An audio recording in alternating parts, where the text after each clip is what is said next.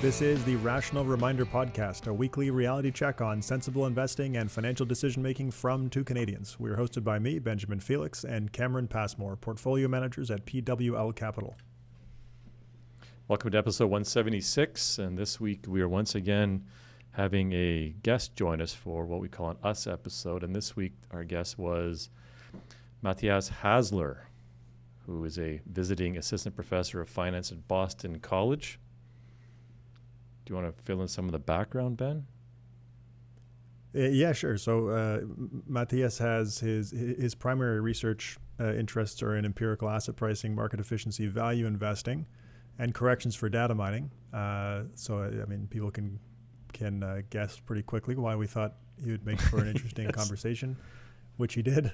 He's got his PhD in finance from Boston College. He sent me the paper that we had him on to talk about. He sent it to me when he had it out as a working paper, just because he listens to our podcast and thought that I would find it interesting, which I did.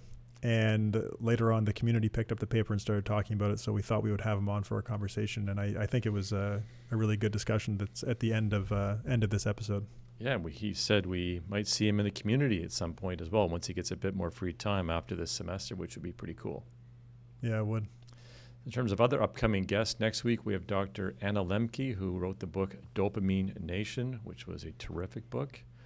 In 3 weeks will be Professor Marco DiMaggio. And then the week after that, Andrew Coyne will be joining us to talk about the Canada Pension Plan, CPPIB, which will be very interesting. That was a pretty hot topic in some of the papers in Canada earlier this year. I'm also working on the year-end show, which is collecting the various what we found interesting parts of the guests we've had this year. And you're working on a comprehensive overview show, right, on inflation, I believe. Yeah, I don't know. Trying to work on something like that. Trying to work on something on crypto and DeFi and Bitcoin too. You know, when you start reading a lot about crypto and DeFi, I don't know if you would realize this from the outside looking in. Not that I'm on the inside, but without digging into it, there's within the crypto and DeFi world, there's a cohort of people called Bitcoin maximalists. And they're people who believe that all other coins are trash, and Bitcoin is like the only thing. Oh, wow. And that Bitcoin is just this revolutionary thing, and nothing else can knock it off of its pedestal, and it's the only thing that you need to own. It's just interesting. Like they're all assets. They've all got somewhat similar characteristics. Lots of stuff tries to improve on Bitcoin, but anyway, there's a group of people that think NFTs are dumb. Altcoins are dumb. You should only own Bitcoin, and it's going to the moon, and it's going to make you rich. And if you don't own it, you're in trouble. Digression. Interesting. A friend of mine was in town this week who's from the States. So he, for fun, bought some Bitcoin on his Robinhood app. And I said, we were at dinner, so I said, can I see your app? Because we don't have Robinhood here, right? So he showed me his app, and it is, I must say, it is really cool. Like, it's really engaging. It shows you in real time the price changes, and it's flashing and blinking, and upcoming IPOs there. You just swipe it, I guess, if you want to get in the IPO list. He actually got access to Allbirds on IPO through the Robinhood app. And it's all super simple, super engaging. It looks like a game. It's beautifully designed, easy to read, and I can see why people can get highly engaged, as we talked about in past episodes. It was quite something to see. As always, you can connect with both of us on Twitter or LinkedIn. I'm on Peloton at CP313. We also have a group going there, #RationalReminder. I'm on Goodreads, and love to hear from people in the industry if they want to reach out and connect sometime. Anything else to add? I do want to add something. We said in an episode a while ago that we're looking for advisors, people with experience giving financial advice who have all of their appropriate licenses and designations and all that kind of stuff. And we have had a handful of people reach out, which is awesome. I mean, it's we're always looking for good people to continue to grow our team. And I thought I would say it again in an episode just because one of the people that got in touch it was like weeks after the episode aired. So it kind of makes you realize like not everybody is sitting down listening to every episode. So if we're looking for advisors, we should maybe mention it in more than just one episode and then forget about it. I did also want to mention that the Rational Reminder community, we are having to upgrade our subscription plan with Discourse. The reason being, and I think this is good news. The reason being we've exceeded our monthly page view limit of 500,000, which is a lot of page views. I used to have a blog, and if I got 10,000 page views in a year, I was excited. So 500,000 page views per month is what we're exceeding now, not just hitting. So we're going to have to upgrade to the next plan, which gives us a million page view limit. See how long it takes for us to exceed that one. Yeah, unbelievable growth there. Incredible what's going on. So with that, let's jump into the main part of the episode. Welcome to episode 176 of the Rational Reminder podcast. Indeed, in this week's book review, I actually heard this author. He was on with Barry Redholtz on Masters in Business a month or so ago, and I really enjoyed the interview. So the book is called The Heart of Business: Leadership Principles for the Next Era of Capitalism by Hubert Joly. And you've heard my book reviews over the past few months. I'm kind of into business leadership, strategy, management, as you know. And so Hubert Joly recently wrote this book, and he is the former CEO of Best Buy. And he's the person who led their spectacular turnaround. Like 2012, Best Buy was a dying brand, and they convinced him to come and join the company, become the CEO. So this book is basically the manifesto of how he did it and how he thinks about business and leadership. He's also on the board of Johnson & Johnson, as well as Ralph Lauren. And the basic premise of the book is that the old world of top-down superhero leaders who craft a strategy and then instruct the employees to do it, and then design incentives and compensation plans to motivate employees. He believes that rarely works anymore. And his point is that the next era of capitalism is not simply about profit. It's about values. It's about people. It's about community. It's about impact. And if you get all of that right, profit will come afterwards. So the point is, focus on the inputs, and the outputs will come there, as opposed to the inverse, which he views as the old way. Really interesting how he came to become the CEO of Best Buy, which was a tired brand. People were, they're called blue shirts, the people that work at Best Buy, the service people. They weren't engaged, they weren't helpful. Like when he visited a bunch of stores before joining, he found people completely disengaged. Nobody really wanted to help the customer. And he came in, and the first thing he did was help the people around him set a purpose for the company, to give direction to the company that he thought the blue shirts would believe in and buy into. And the main purpose of the company was to help people figure out how technology can improve their lives. So they developed, like, this company was on the verge of bankruptcy, but they developed a plan, an 8-week plan, quickly to get the whole company rallying around this simple message. And this simple message ended up saving the company. And as he put it, it completely unleashed this powerful human energy that changed the environment, that completely turned this company around. And some of the numbers since then are absolutely staggering how successful this company was. And simple things like reinstating employee discounts, helping the team become customer obsessed. And he talks a lot about this in the book, how the lifeblood of the company is human talent, the experience, the dedication, that experience when someone walks into the store, that there's someone knowledgeable and helpful that wants to help you make a great decision. That's where the magic happens, that causes customers, A, to buy stuff, and B, to come back to the stores. So it's all about, empowering people to pursue, the noble purpose of the company. And this is something we talked about with Simon Sinek's book a couple months ago. We talked about that specifically. So some of the beliefs that come out of the book: financial incentives do not motivate. This comes from Daniel Pink, which we've also talked about. If you do a bonus system, base it on the people and make it about sharing, not about motivating certain incentives. Like don't pay commissions to try to get someone to buy an extended warranty plan, for example. Profit is the outcome. It's not the purpose of the company. Explore what drives people around you. Super important. He also believes that extraordinarily successful companies don't necessarily have smarter or better people, but what they have done is they figured out how to get the best out of people. Bottom line, really interesting book. Super nice guy. Barry did a great interview, so I highly recommend people checking it out. Very interesting. Sounds like a really good book. Really good book. Interesting story. Interesting story. And to see it manifested in a company that was on the verge of death, how quickly you can get this many people, we're talking thousands of people rallying around that purpose, and to turn the company around and get it on the right footing in 8 weeks, that's pretty cool. The ability to do that is what makes humans good at surviving. Yeah. Being able to rally around ideas. Other animals can't do that. Yeah, good point. So we had a listener question you wanted to talk about. Yep. So the listener question comes from Rudd from Pennsylvania. And just so everyone knows, when he wrote this question, he was wearing his Rational Reminder socks. And let's put a plug in for the socks. Any order in the store gets a free pair of socks.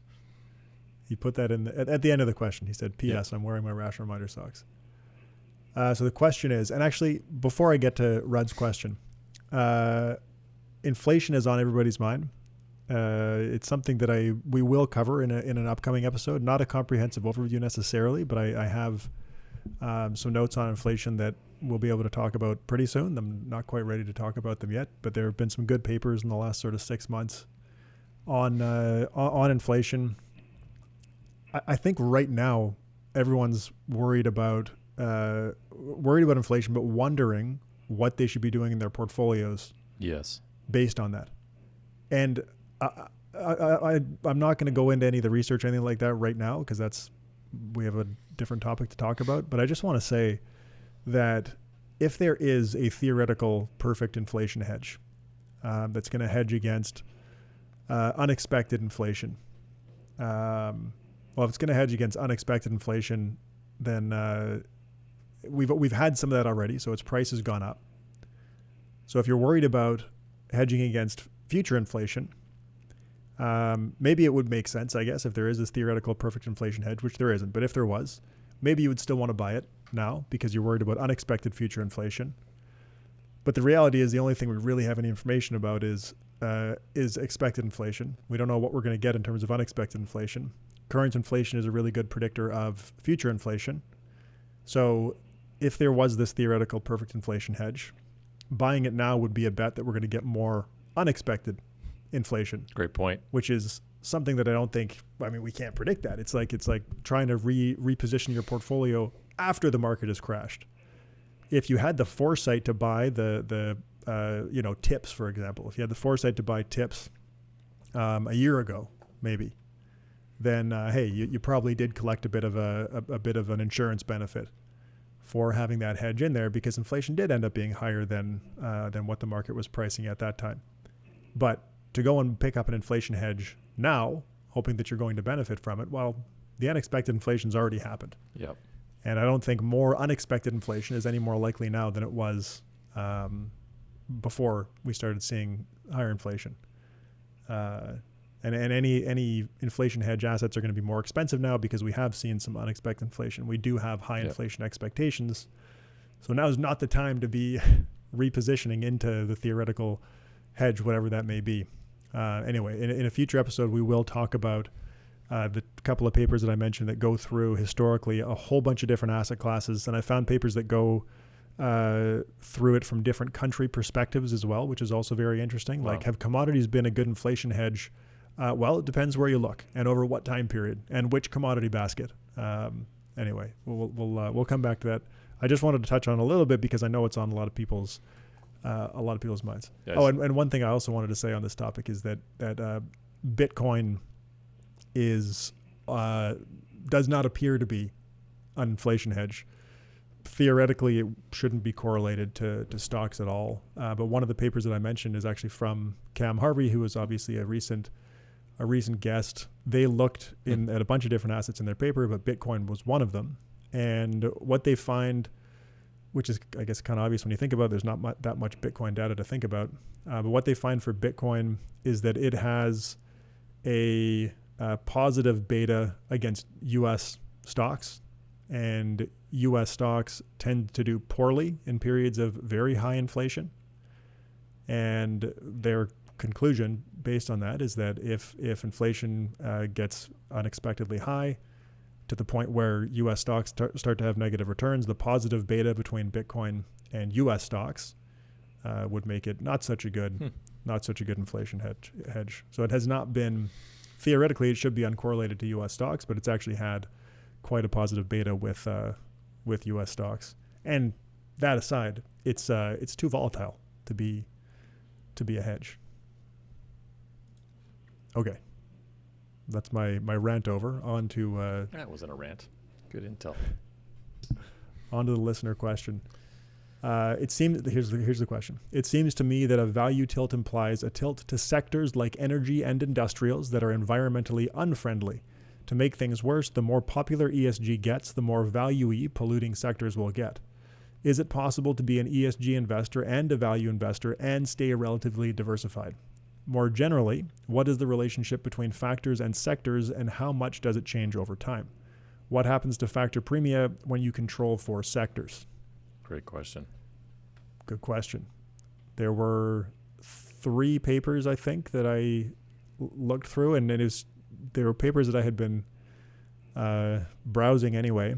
But when we got this question, I read them more thoroughly to put together what I hope is a pretty good discussion. So Pastor, Stambaugh, and Taylor, Pastor being Lubosh Pastor, who's a guest on our podcast, they had a paper out in 2021 dissecting green returns. And it's sort of a follow-up to their 2019 paper, Sustainable Investing in Equilibrium, which we talked to Lubosh about in his episode. And that paper has actually been published in the Journal of Financial Economics, which is the sort of one of the top 2 journals up there, with Journal of Finance. Mm-hmm. And so that paper theoretically predicts that green assets have lower expected returns than brown due to investors' tastes for green assets. But green assets can have higher realized returns when agents' tastes shift unexpectedly in the green direction. Green taste can shift in 2 ways. Investors' preferences for green assets can increase, which increases green asset prices, or consumers' demands for green products can strengthen due to things like environmental regulations, which drives up the profits for green firms. Another way to think about all that is that green stocks are a hedge against climate shocks. Yep. And that's something that we've talked about in a few episodes. So in Dissecting Green Returns, that's their newer paper, they look at U.S. stock market data using environmental ratings from MSCI, and they assign greenness measures to individual stocks, and their sample period is November 2012 through December 2020. And as I understand it, that's when the data got really good for the environmental stuff. Now, over that period, and maybe just another note, this second paper, the Dissecting Green Returns, my understanding from reading it is it's pretty much an empirical follow-up to their first paper. They did the theoretical paper, and this is really an empirical study of that theoretical work. So over their sample period from 2012 to 2020, the value-weighted, like the cap-weighted portfolio of the top third of green stocks beat the bottom third by 174% cumulative over the period. Wow. Pretty significant outperformance. And their suggestion is that this outperformance doesn't mean that we should expect green stocks to outperform in the future, because the outperformance is related to an unexpected increase in environmental concerns. And they actually measured, to back that up, they measured environmental concerns using a media index, which shows a steady increase in climate concerns over the past decade. But I think we can all appreciate that climate concerns have increased over the past decade. Shocks to climate concerns are positively related to the green minus brown factor. So they create this long-short factor of green minus brown. And so green stocks outperform when there's bad news about climate change. So again, you see that hedge for climate shocks. And that's because the preference is shifting? Is that the main driver there? Preference is shifting. I think there's probably a risk story. Like we did that episode on climate risk recently. There's probably a bit of a risk story in there too. Risk on the brown side, perhaps. Risk on the brown side, yeah. When they removed climate shocks from the sample, so they have climate shocks from the media index. When do people get really worried about climate? We'll call it a climate shock, as I understand it from the paper. So when they take those out of the sample, green stocks do not outperform brown stocks. And they may have actually underperformed if you control for climate shocks. Huh. So climate shocks are unexpected by definition. After the climate shocks driving up green asset prices, we would expect lower returns going forward. That's back to their theoretical paper, not higher. And this is one of the cautions they're making in this paper is like green assets have done really well. And a lot of people, especially the people who are promoting green assets, are saying, look how high the expected returns on these assets are. Yep. And in this paper, these guys are saying, well, no, actually, it's the opposite. The returns have been good, which means that the expected returns are really low. Yeah. Now, it's hard to prove what a stock's expected return is because it's really noisy. So what they do in the paper is look at green bonds as an analogy, because obviously it's easy to observe expected returns for bonds because the cash flows are more certain. So price changes give us a lot more insight, or yield changes give us a lot more insight into changes in expected returns. So in Germany, they issue green and non-green bonds. They've been issued since 2020. The green bonds trade at lower yields, suggesting lower expected returns. And the spread in yield between green and non-green bonds shows investors' willingness to increasingly accept lower returns to hold green assets. So if the spread is increasing, the preference for green assets is also increasing. The willingness to hold green assets at lower expected returns is also increasing. The 10-year spread has tripled since the first issuance in 2020. And so they suggest that that probably tells us something about investors' preference for holding green assets. The green bonds have outperformed non-green due to the spread widening, but it's pretty intuitive in the case of bond yields to say, okay, the returns have been good, but now the yields are a lot lower, so we should expect lower returns from holding these bonds going forward. So they're kind of saying the same thing's happening with stocks. It's just not always quite as easy to observe. They also did panel regressions on individual stocks and found that there's a significant relationship between a stock's greenness and its average returns, and that the positive relation disappears completely when climate shocks, so again, controlling for climate shocks. So the positive relation between greenness and average returns disappears when climate shocks are removed, which again indicates that climate shocks explain all of the superior performance of green stocks over the period. So it's all very consistent with their theory. Now, this listener question is about being an ESG investor and a value investor at the same time. So we'll start digging into that. In the Pastor Stambaugh Taylor paper, their green factor, this is really interesting. Their green factor explains 80% of Fama French HML's underperformance in the sample. 80%. So they made a two-factor model with the market and a green factor, green minus brown. And the green factor in that model explains 80% of value's underperformance from 2012 to 2020, which of course has been a very rough patch. HML's monthly CAPM alpha goes from a significant negative 71 basis points per month to a statistically insignificant negative 15 basis points per month in the two-factor model with the green factor. The green factor and HML are negatively correlated, as value stocks are more often brown than green. So now you can see where we're going with the listener question. The green minus brown portfolio is tilted toward large cap growth stocks and toward recent winners. So there's a momentum tilt in there as well with green. Now, back to the theory. In equilibrium, expected returns of stocks that are better hedges against climate shocks have a negative hedging premium. So that's important for value investors because it tells us that the green hedge is paid off. If the green hedge is paid off, historically in this sample, the green hedge has paid off, which has made value look really rough because value tends to be brown. But going forward now, the expected returns for green are now much lower than they were a decade ago. This is so interesting. I know. So you're saying 80%, I mean, in real simple terms, 80% of the value's underperformance over this period is caused by preference for greenness changing. Or the green, it's caused by greenness. Yeah, well, but the outperformance of the green factor is all about climate shocks. Right. So you take out climate shocks, and based on their paper, I mean, I don't know if this is true or not, but it seems close. Based on their paper, I think if you control for climate shocks, the underperformance of value is much less severe than it's actually been. Wow. Right. Yeah.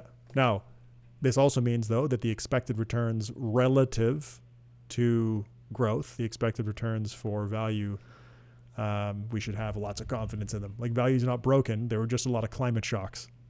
And now the prices for green assets, which are often the short side of the value portfolio, have really low expected returns. Interesting, right? Very. The other big finding in their paper is that the performance of the green minus brown factor is driven by industry level greenness, not within industry greenness. And that'll make more sense as we go here if people are scratching their heads about what that means. So just stay tuned for a sec. So if we take a brown industry and sort stocks by their greenness within the industry, the greenest of the brown stocks do not appear to be subject to green pricing. Now, that's got really important implications for portfolio formation, which I'm going to talk about in a sec.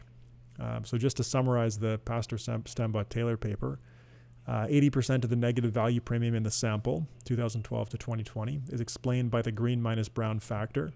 Green stocks have dramatically outperformed brown, but all of that goes away if we eliminate climate shocks.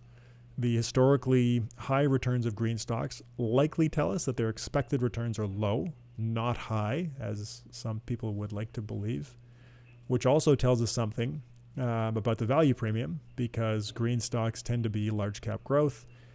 And then the last important piece is the industry stuff I just mentioned. So industry greenness, not within industry greenness, explains green returns. So what do we do with all that? We want to be a value investor, but it seems like it's pretty hard to do while also being green. Now, I had a good place to look, because who do we know that does sustainable value portfolios? Dimensional. And they've got a very well documented process for how they approach this and think about it. So I thought that would be a pretty easy place to look, at least for a good methodology, and it was. I hadn't thoroughly read their paper on their approach to sustainable investing. I read it to prepare for this, and I found it to be pretty agreeable. So as Rudd suspected, there is a negative relationship between value and greenness. So how do you build a green value portfolio? Dimensional takes the view that corporate responsibility is shared between the supply and demand sides of markets. That's an interesting statement. So they give an example. If the demand for fossil fuels remains high, you can't control the demand. If the demand remains high, a sustainable investing strategy should own the companies that supply energy in more environmentally sound ways, rather than ignoring energy companies altogether. Feels like a controversial statement. I don't know. Basically saying that you can't affect the demand side, right? You're not going to be able to change people's behavior. Is that the point? I believe that is the point, yeah. People are still going to use fossil fuels, so let's own the companies within that sector, within that industry, that are doing the greenest job. Right. Who's making an impact in that industry? Correct. Interesting. Correct. And they do, like, I'll talk about the over and underweights at the industry level in a second, but their biggest underweight is energy.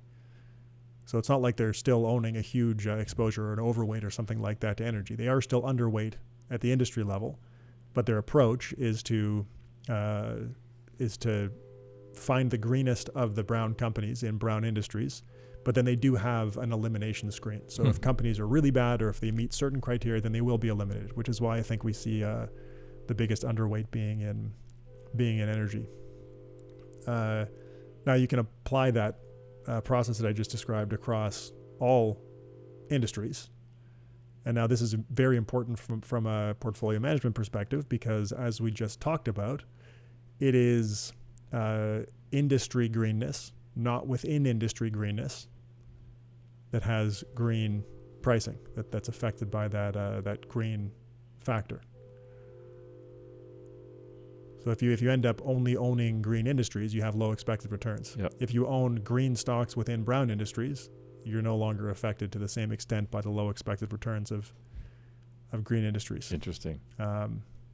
In the paper, there's a footnote that mentions that Dimensional's approach to sustainable investing is actually patented, which I just thought was, I haven't seen too many investment processes that are patented. It's just a interesting note that I made for myself.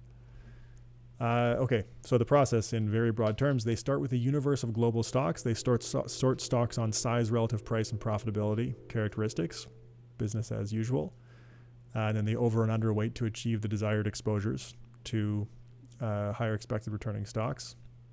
Then they evaluate the eligible stocks on sustainability variables and apply over or underweights to reach the desired sustainability score for the portfolio. And then they do exclusions or reduce the weight further of companies with particularly negative environmental or social impacts.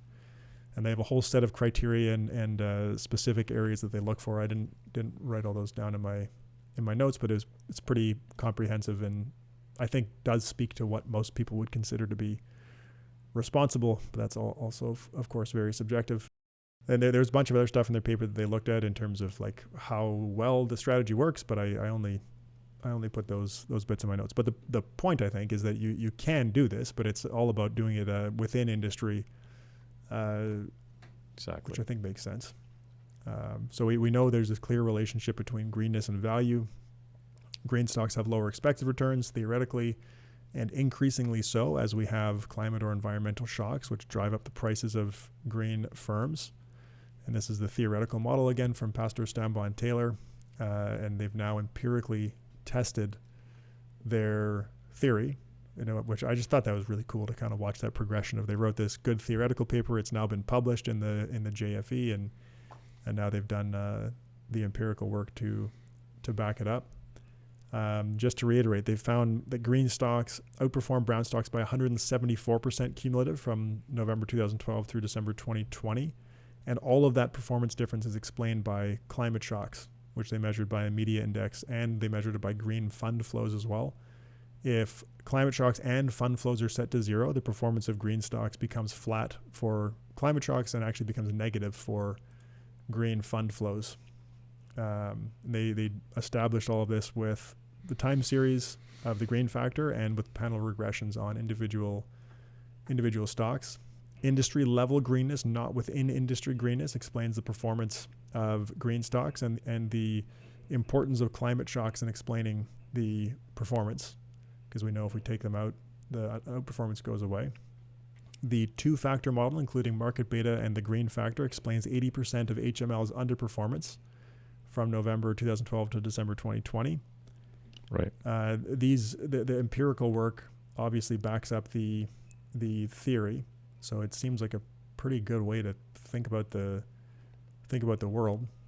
Green stocks seem to have lower expected returns because they hedge climate risk, and they've had unexpectedly good returns recently because there were climate shocks. But going forward, we've got lower, not higher, expected returns for green stocks. And I think I've said that a whole bunch of times, but I also think it's really important. I can't tell you how many times I've heard people say, green investing gives you higher expected returns. It doesn't. You got higher returns from it recently, but that actually means you've got lower expected returns going forward.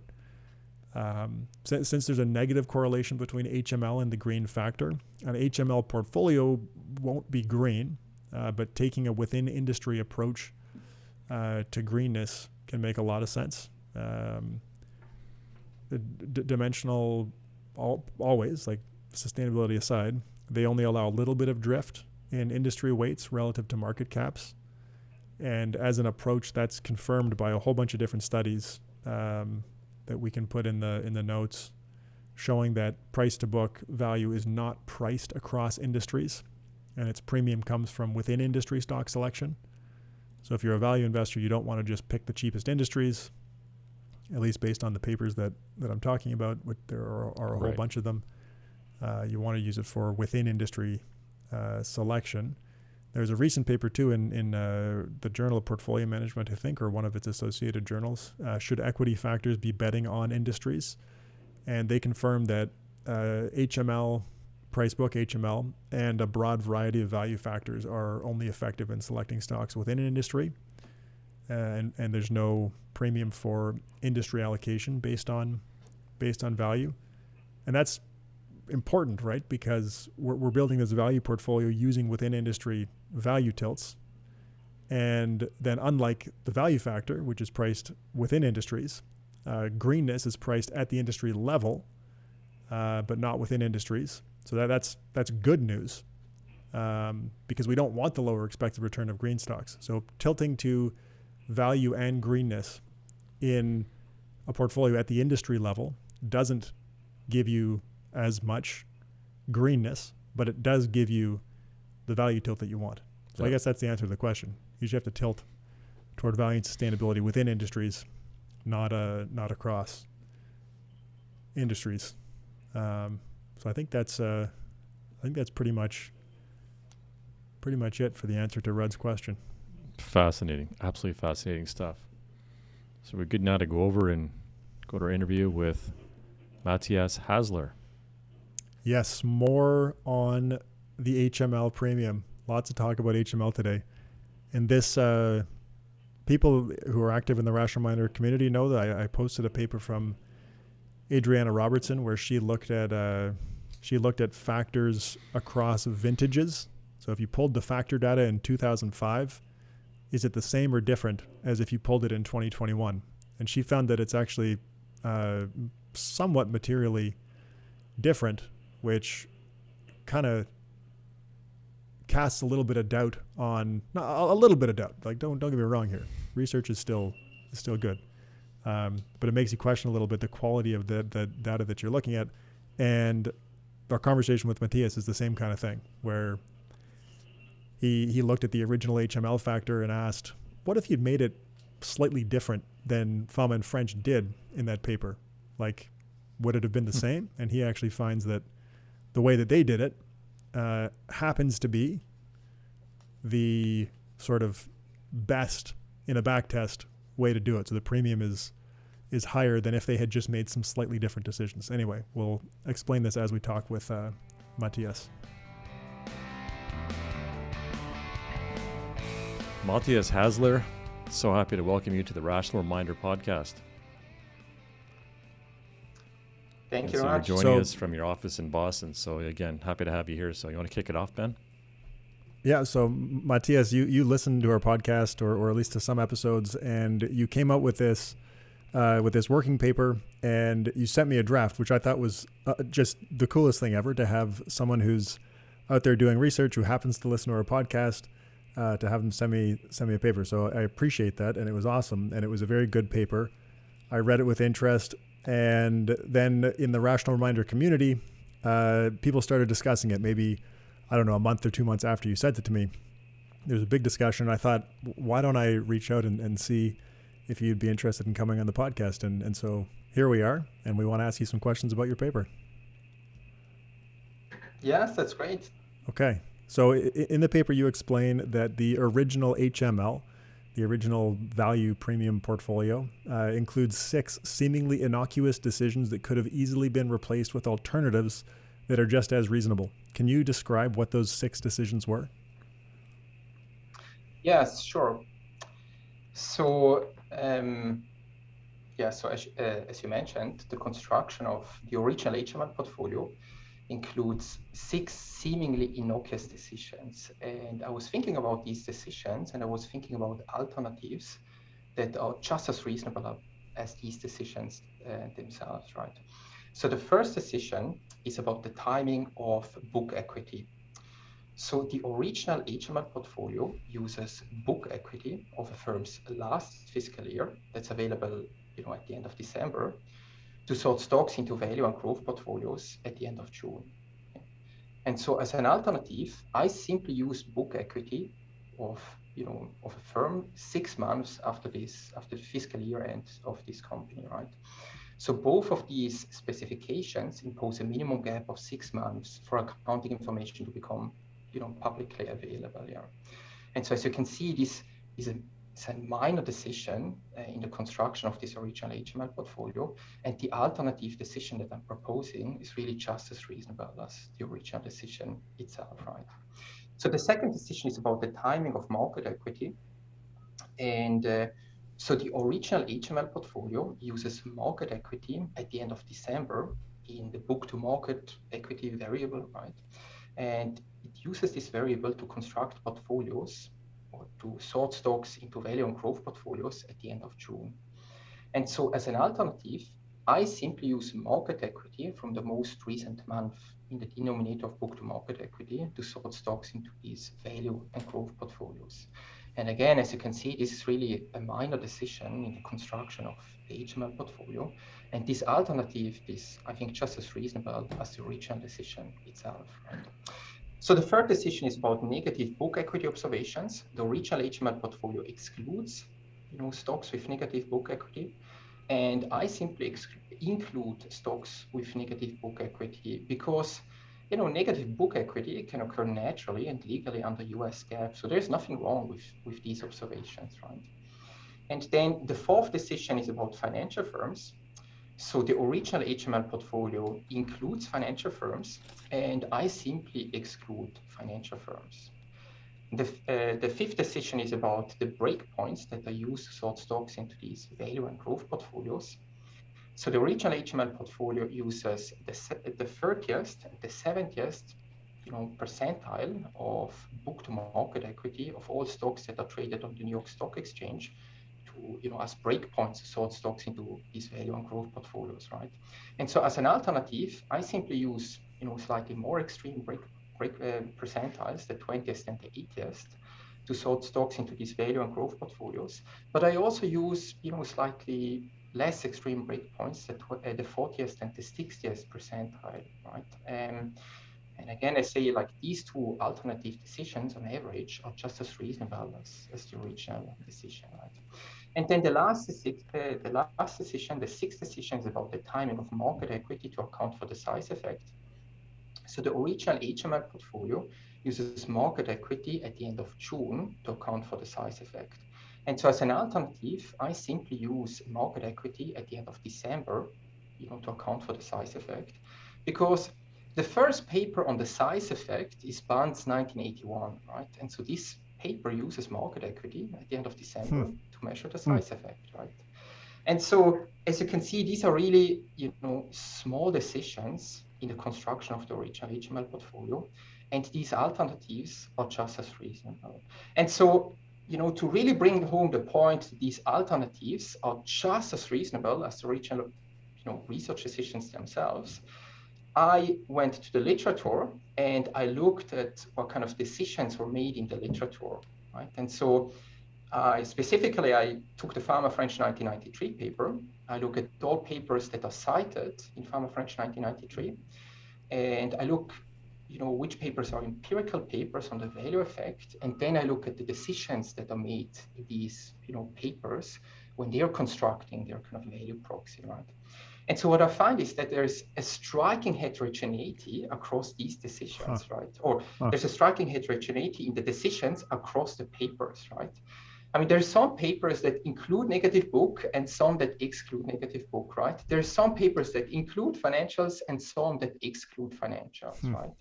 And so I think that this heterogeneity is, consistent with the view that these alternatives are just as reasonable as the original decisions themselves. Yeah. So interesting. How did you test the impact of changing those decisions on the original value premium estimate? Yeah, so I just explained these 6 decisions, and I explained the alternatives that are just as reasonable. And so next, what I did is I formed all possible combinations of these decisions and the alternatives, and there are 96, possible combinations. So I then construct 96 HML portfolios, and all of these 96 HML portfolios are reasonable proxies for the underlying value risk factor, right?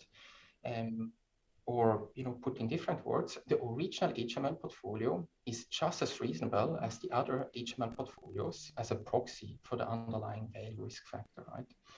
All right, so then what I do is I used data from the original study sample period. So this is from July 1963 to December 1991, right? So this is the sample period that's used in Pharma French 1993.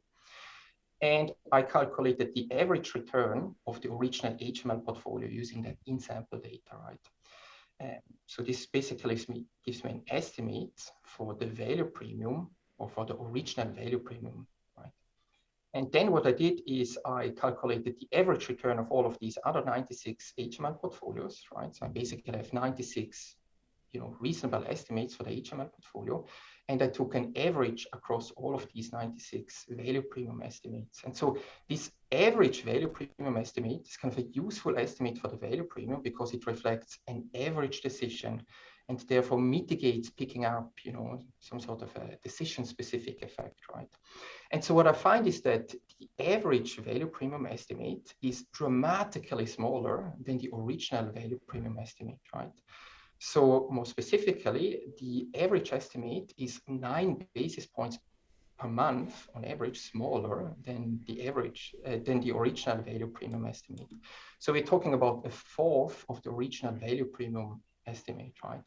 And also this difference is statistically significant. So the t-statistic is 1.79 there. And so again, these empirical, or this, first main empirical finding suggests that the original value premium estimate is upward biased because of a chance result in these seemingly innocuous research decisions. Yeah.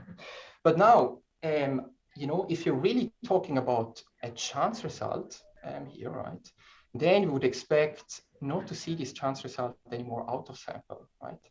And so what I do is I do exactly the same empirical analysis, but now I use data which is out of sample. So I use the sample before the paper. It's also known as the pre-composite sample. And I use the sample afterwards, right? The post-publication sample, right? And so what I find in this sample is that, the difference between the original value premium estimate and the average value premium estimate is statistically insignificant, right? And this is really consistent with the view that we're talking about kind of a chance result that the original value premium is picking up simply by using, these specific kind of, decisions that were made in this paper. Yeah.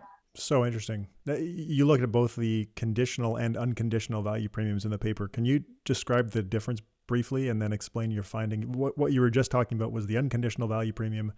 If you could also explain the finding for the conditional value premium. Yes. So the unconditional estimate of the value premium, this is just, an estimate of the value premium by itself, right? Unconditionally on anything else, right? So it's just the average return of an HML portfolio by itself. So this is the unconditional estimate of the value premium. And so what I find empirically is that, the average value premium estimate averaged over these 96 value premium estimates that are just as reasonable, right?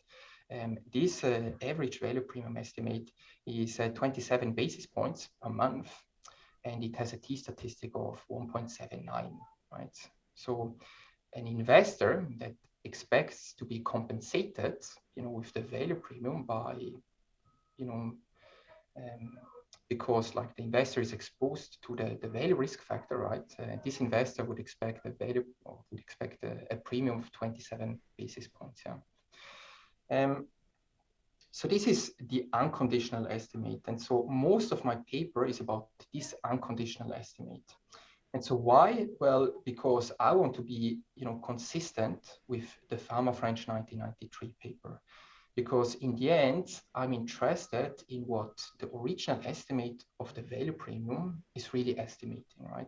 And so this is why whatever I do in my paper is about, or like most of the stuff that I'm doing in my paper is about the unconditional estimate to be consistent with the Pharma French 1993 paper. And so there's another reason. I just want to keep everything as simple as possible. A simple paper is better to understand, it's better to talk about, I think, and it's also better to think about, right? Okay, so the last chapter in my research paper is about this conditional estimate of the value premium. And so, what does it mean, a conditional estimate of the value premium? Well, it means that, we want to study the value premium conditionally on assuming another asset pricing model. And so I've been, studying the value premium conditionally, or I've been studying the value premium conditional on assuming the Pharma French 5-factor model with momentum to have kind of a full-blown asset pricing model. And so what I find there is that the average estimate of the value premium and the original estimate of the value premium conditional on this full-blown Pharma French 5-factor model with momentum, right?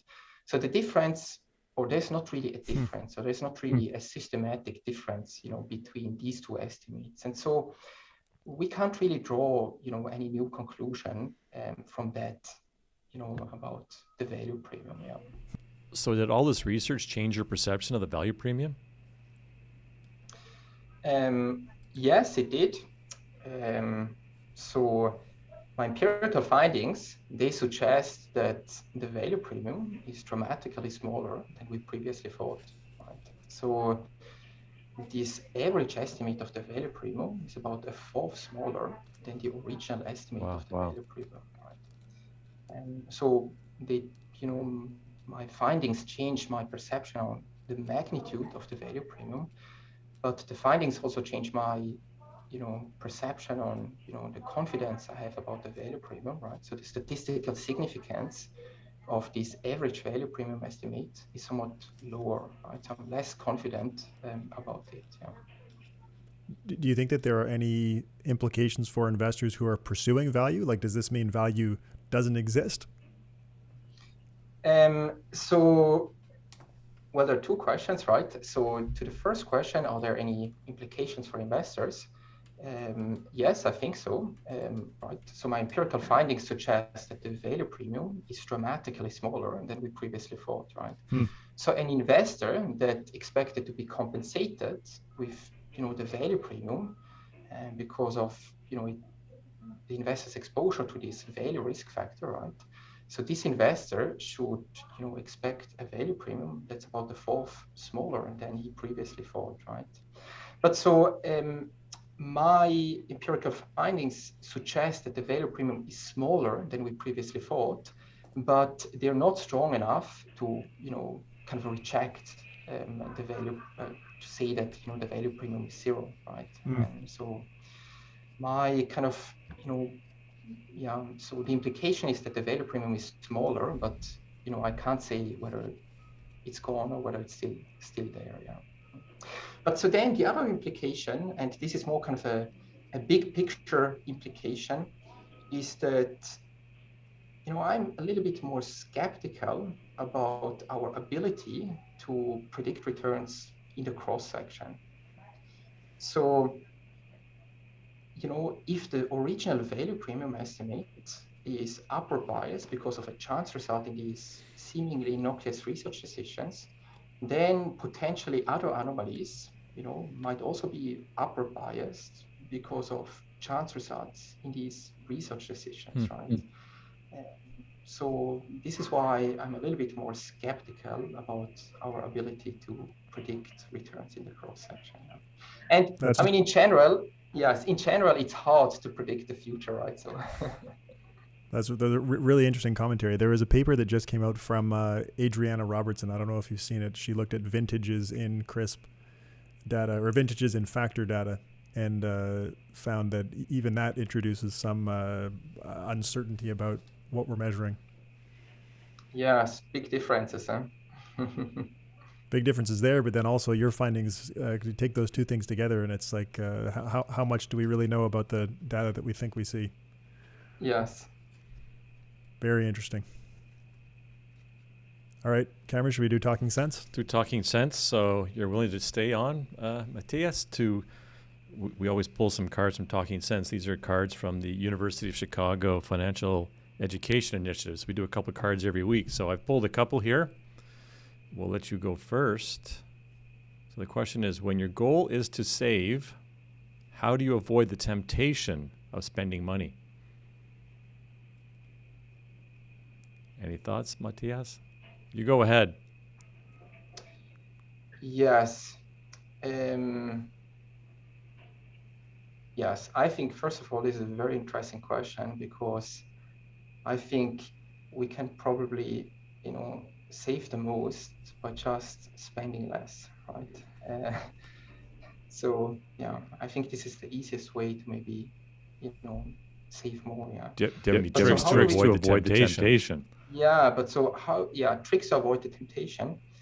I think that knowing, that compounding is an incredible driver of growth, in the future or for your retirement, is kind of a pretty strong factor or driver for me, to avoid unnecessary spendings, right? The more you can save today, and, the earlier you can save, right, the more you start to earn interest on your interest, right? And the more your wealth for retirement will grow. Yeah. Ben? Makes me think back to when we had Katie Milkman on about the behavior stuff. And she talked about I'm pretty sure it was Katie Milkman, talked about the lock boxes. Yeah. There was a bank in another country where they introduced this banking product where you could not take the money out until it reached a certain balance or for a certain period of time. And those people accumulated way more in their savings than the people who did not sign up for the lockbox program. And it's just interesting because even if people know about, like, I agree with everything that you said, Matthias, even if people know that, managing behavior is really hard. It's like humans are so bad at behaving well that we need mechanical things in place to get the behavior that we want. So I don't know I don't have anything that I do personally. I try to be disciplined, but I don't have any tricks. But you and I are alike. That we aren't big spenders by nature. So the only trick that I have, I'm not sure it's a trick, but so many of these interviews we've had, especially this year, about happiness, like when you start to think about what pleasure will come from that purchase, I get more pleasure out of a $16 book on Kindle or something than I do out of some item. Like, stuff doesn't do it for me, and perhaps that's the thing with age. I don't know. Next question, Ben, we'll let you go first. What is something you can get from a job that isn't money? Oh, engagement, relationships, connection to something outside yourself. It's an easy one. Come on. Hey, that's what they came out. Mathias? Yeah, I mean, I do research, right? And so, I hope to learn something more about, kind of the truth, right? Or what's going on. And so this is kind of the big, takeaway that, I get from my job. But I'm also surrounded by, like, really great people, and I mean, that makes a big difference. Yeah, and making a difference in people's lives is one that I would add to each of your lists. So here's another good one. Mathias, we'll let you go first. Would you rather have a free place to live the rest of your life, or never have to pay for food again? Oh, well, I think I would prefer not to pay for food, because I really love food, especially very good food. And so I think that would save me a lot of money. Yeah. Ben? I would take the food too, because I think that if I'm not paying for a good meal, it tastes a little bit better. and I'm not worried about, like, even if I'm being disciplined and I'm very, very intentionally committed to spending some amount of money on good food. I like to eat good food as well. If I go out to a restaurant or something like that, even if it's in the budget and it's not going to hurt us financially, and I know that I can spend the money, I'll still feel guilty about spending the money afterwards. And I'll still think about, like, was that meal really worth it afterwards? Yeah. And that'll bug me. If it was free, I wouldn't think about that. I think Isn't that economically, housing is probably the better choice. But if I can enjoy really good food and never think about the fact that I'm spending money on it again, I'll take that every day of the week. Yeah, I was expecting you to give more of a spreadsheet kind of answer. I thought you'd do some sort of present value of expected inflation and which one's got the greater value to you. That's what I was expecting. What's your answer? Oh, man. Now that you mentioned food like that, I must admit, sometimes when you go for a really nice dinner, the bill often hits you more than the pleasure of the food. So I do not have a great answer. I don't know. I guess that's the point of these cards, is to make you think. I don't know. I'm ambivalent between the two. I don't have a great answer. All right. Well, that was fun. That was awesome. All right. Well, Mathias, thanks so much for joining us. It's been a real pleasure to have you on. And everybody, thanks for listening. Yeah, thank you so much for having me. I also really enjoyed it. Awesome. Thanks, Mathias.